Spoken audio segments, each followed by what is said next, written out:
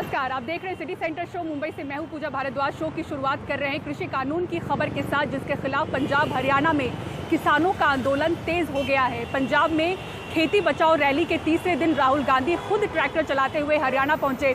इधर हरियाणा के सिरसा में किसान संगठनों के बुलावे पर कई किसान जुटे, जहां हंगामा भी होता दिखा।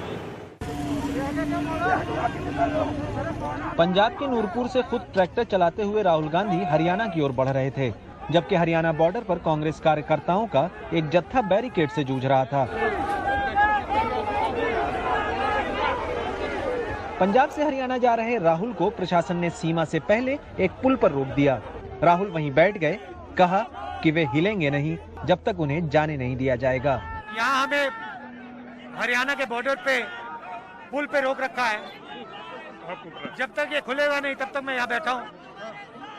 2 घंटे लगेंगे, 2 घंटे, 6 घंटे तो 6, 10 तो 10, 24 तो 24, 100 तो 100, 200 तो 200, 500 तो 500। मैं यहाँ से नहीं हिल रहा हूँ। आखिरकार प्रशासन ने 3 ट्रैक्टरों को हरियाणा जाने की इजाजत दी, तो देर तक चला यह टकराव टल गया। पंजाब हरियाणा बॉर्डर पर देर तक तनाव का माहौल बना रहा, क्योंकि प्रशासन राहुल गांधी को आगे जाने नहीं दे रहा था। लेकिन बाद में उसे ये समझ आया कि अगर राहुल गांधी को रोका जाएगा तो उनकी परेशानियां और बढ़ेंगी।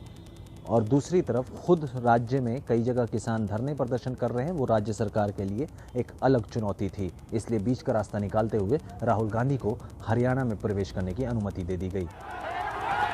सिरसा में कई किसान संगठनों के बुलावे पर राज्य भर के किसान जुटे। वो हाल के कृषि कानूनों का विरोध कर रहे हैं। बताया जा रहा है कि हाल के दिनों में मंडियों में उनका अनाज नहीं बिका। किसान को डर है कि मंडी व्यवस्था और एमएसपी का जो कच्चा टूटा अरेंजमेंट आज उसके पास था, 4 पैसे मिल जाते थे, बच्चों का गुजारा कर लेता था, वो भी हाथ से चला जाएगा। इस डर से सशंकित किसान आज खड़ा हो रहा है, अपने भविष्य, अपने बच्चों के भविष्य की लड़ाई लड़ रहा है। लेकिन किसानों की इस रैली को भी पुलिस का दमन झेलना पड़ा। पुलिस ने बल प्रयोग किया, कुछ लोगों को चोट भी आई और भगदड़ दिखती रही। पानी की बौछारों के बीच किसान जमे रहे। लगता नहीं कि आसानी से इस हंगामे से हरियाणा सरकार को निजात मिलने वाली है। सिरसा से राजेंद्र संधू और कुलवंत सिंह के साथ चंडीगढ़ से मोहम्मद गजाली, एनडीटीवी इंडिया।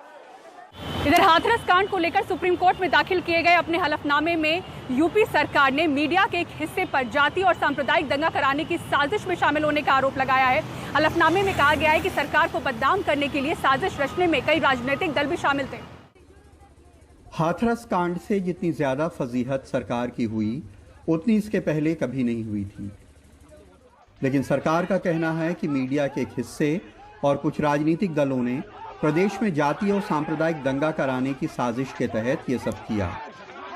सुप्रीम कोर्ट में अपने 129 पेज के हलफनामे में सरकार ने कई जगह ये आरोप लगाए हैं। इसमें लिखा है कि सोशल मीडिया और प्रिंट व इलेक्ट्रॉनिक मीडिया के एक हिस्से और कुछ राजनीतिक दलों का रोल इस अपराध के बहाने प्रदेश में जानबूझकर सुनियोजित तरीके से जाति और सांप्रदायिक दंगे फैलाने का था।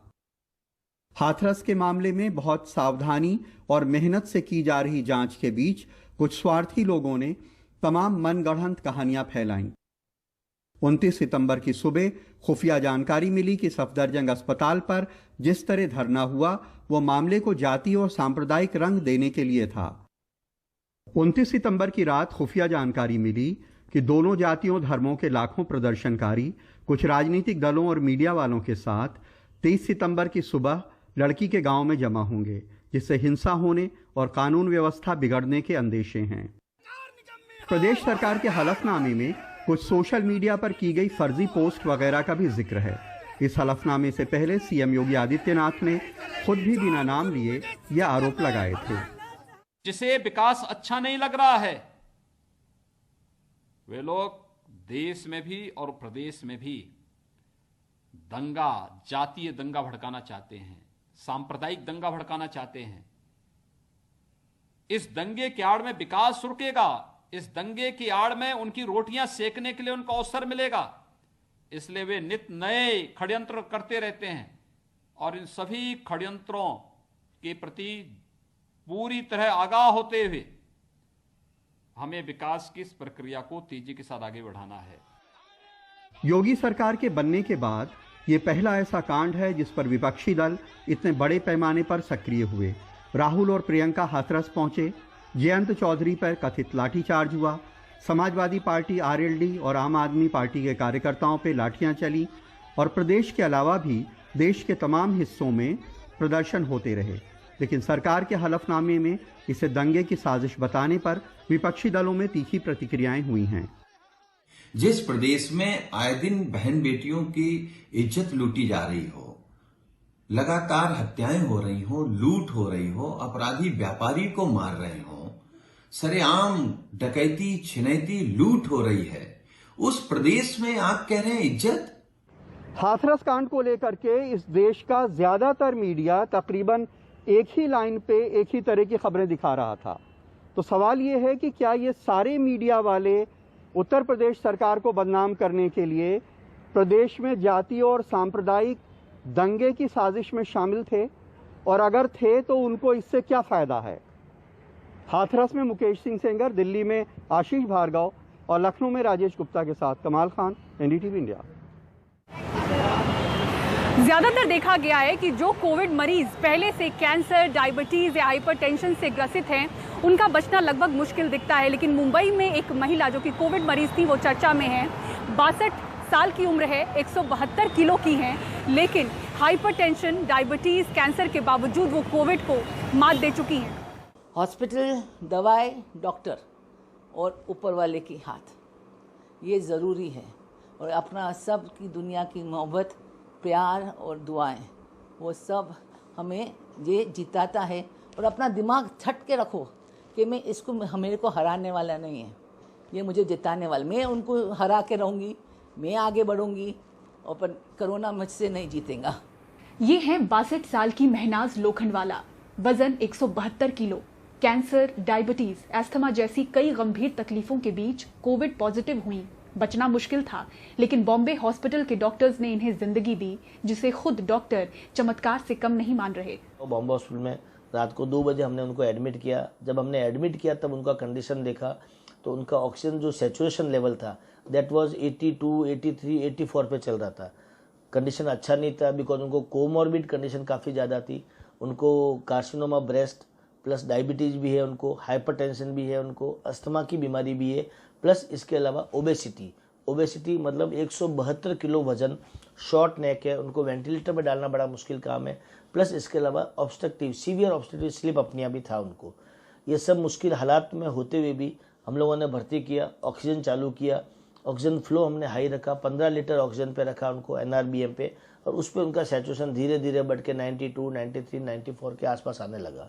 2-4 दिन तक सब चलने लगा। जब एक्सरे करवाया तो X ray was very bad, completely पूरा इन्फेक्टेड था एक्सरे, CT स्कैन पॉसिबल नहीं हो पा रहा था उनके ऊपर। हमने मेडिसिन सारे चालू किए, जो कोविड प्रोटोकॉल है उसके हिसाब से एंटीबायोटिक चालू करना, plus remdesivir injections, plus steroid चालू करना, वो सारा उनका चालू किया। लेकिन उनका कंडीशन और ख़राब होता गया। अल्टीमेटली फाइनली हमको उनको बाईपैप मशीन पर डालना पड़ा। करीब 1 महीने तक बॉम्बे अस्पताल में रही महनाज, जहां 1 मिनट में 15 लीटर ऑक्सीजन पर सांसें ले रही थी, अब डिस्चार्ज होने के बाद घर पर 1 लीटर ऑक्सीजन पर हैं। कहती हैं वक्त पर भर्ती होती तो और जल्दी रिकवर हो पाती। अस्पताल जाने और टेस्ट कराने से डरने वालों को जरूरी संदेश भी दे रही हैं। ये गलती मत करना, ये गलती मैंने गलती करी। 2 दिन में नहीं गई हॉस्पिटल, मैं अगर 2 दिन पहला जाती मैं जल्दी रिकवर होती। अब जब डॉक्टर्स बोलते हैं हॉस्पिटल जाओ, ऑक्सीजन की बहुत ज़रूरी होती है। आप प्लीज़ आपके डॉक्टर से सुनिए। मैं भी नहीं जा रही थी, आखिर में सब जन ने मेरे को फोर्स करके भेजे रात के 2-2:30 बजे। बॉम्बे हॉस्पिटल के कंसल्टिंग फिजिशियन डॉक्टर भंसाली बताते हैं कि समय पर शुरू हुए इलाज से ही ये बच पाई। डॉक्टर इन्हें कोविड का सबसे चैलेंजिंग पेशेंट बता रहे हैं। 9 से 10 दिन तक बाईपैप पे रखा। FiO2 धीरे धीरे एक्सरे इंप्रूव हुआ, FiO2 डिक्रीज होने लगा, फिर वापस ऑक्सीजन मास्क पे आया, और 16वें 17वें दिन उनका कोविड रिपोर्ट नेगेटिव आया। जैसे ही कोविड रिपोर्ट नेगेटिव आया, 2 रिपोर्ट उनकी नेगेटिव आने के बाद हमने उनको नॉन कोविड ICU में शिफ्ट किया, जहाँ फिर उनको बाईपैप पे रखना पड़ा, हाई ऑक्सीजन पे रखना पड़ा। धीरे धीरे रिक्वायरमेंट कम होती गई, एक्सरे अच्छा होता गया, शी वॉज इम्प्रूविंग, और अभी फाइनली 1 लीटर ऑक्सीजन पे। और ये आप कह सकते हैं कि ऑक्सीजन बिल्कुल ही बंद कर दिया हमने, बीच बीच में बंद कर करके 1 महीना और 4 दिन के बाद उनको आज हॉस्पिटल से हमने डिस्चार्ज किया। और अल्टीमेटली एक बहुत ही चैलेंजिंग पेशेंट है, और ऐसा चैलेंजिंग पेशेंट जब अच्छा होके घर जाता है, सबको एक अलग तरह की खुशी मिलती है। 28 अगस्त को अस्पताल में भर्ती हुई महनाज अब डिस्चार्ज होने के बाद अपने घर पर ही ठीक हो रही हैं। लेकिन 1 महीने का खतरनाक कोविड सफर ये साफ संदेश देता है कि समय पर मिला सही इलाज पहले से दूसरी गंभीर बीमारियों और शारीरिक कमजोरियों से जूझ रहे कोविड मरीज की भी जिंदगी बचा सकता है। मुंबई से पूजा भारद्वाज की रिपोर्ट, एनडीटीवी इंडिया के लिए।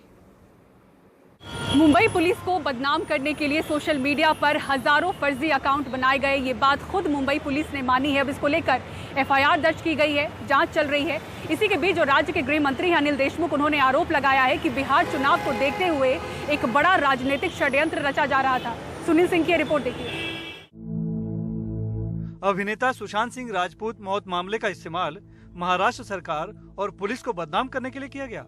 गृह मंत्री अनिल देशमुख ने आरोप लगाया है कि बिहार चुनाव को देखते हुए राजनीतिक साजिश रची गई। बिहार का चुनाव देखते हुए इसका राजकीय लाभ किस प्रकार से मिलना चाहिए, उसके लिए ये बड़ा षड्यंत्र रचा गया है, ऐसा हमारा आरोप है। अभिनेता सुशांत सिंह राजपूत 14 जून को अपने कमरे में मृत पाए गए थे। मामले में एफआईआर नहीं दर्ज करने के लिए मुंबई पुलिस की जमकर बदनामी हुई। सोशल मीडिया पर भी मुंबई पुलिस को ट्रोल किया गया। लेकिन अब जब एम्स ने भी अपनी रिपोर्ट में सुशांत की हत्या की आशंका से इनकार कर दिया है, तो मुंबई पुलिस की साइबर सेल ने एफआईआर दर्ज कर जांच शुरू कर दी है। तो हमारी साइबर लैब एग्जामिन कर रही है इस प्रकार के जितने सोशल मीडिया पे जो अकाउंट्स क्रिएट किए गए थे, बहुत से फेक अकाउंट्स क्रिएट किए गए थे और सिर्फ गाली गलौज के अलावा ये अकाउंट्स कुछ नहीं कर रहे थे, झूठ फैला रहे थे। ऑलरेडी हमारी साइबर एक्सपर्ट्स इसको एग्जामिन कर रहे हैं एंड जो इस प्रकार के फेक अकाउंट्स करके ऐसा एक कैंपेन चला रहे थे उनके विरुद्ध अवश्य ही कार्रवाई की जाएगी। पुलिस सूत्रों के मुताबिक अभी तक की जांच में पता चला है कि ट्रोल करने वाले ज्यादातर सोशल मीडिया अकाउंट जून और जुलाई महीने में बनाए गए हैं और justice for SSR, Sushant Singh Rajput जैसे हैशटैग के साथ ज्यादातर पोस्ट भी Japan, Poland, Slovenia, Indonesia, Turkey, Thailand और रोमानिया जैसे देशों से भेजी गई है। मुंबई पुलिस ने अभी तक ऐसे फर्जी सोशल मीडिया अकाउंटों की संख्या नहीं बताई है, लेकिन बताया जा रहा है कि इनकी संख्या हजारों में है और जिस तरह से सोची समझी रणनीति के तहत किया गया है वो किसी ऑर्गेनाइज सिंडिकेट की तरफ इशारा करता है। मुंबई से कैमरामैन संजय मंडल के साथ सुनील सिंह, एनडीटीवी इंडिया के लिए।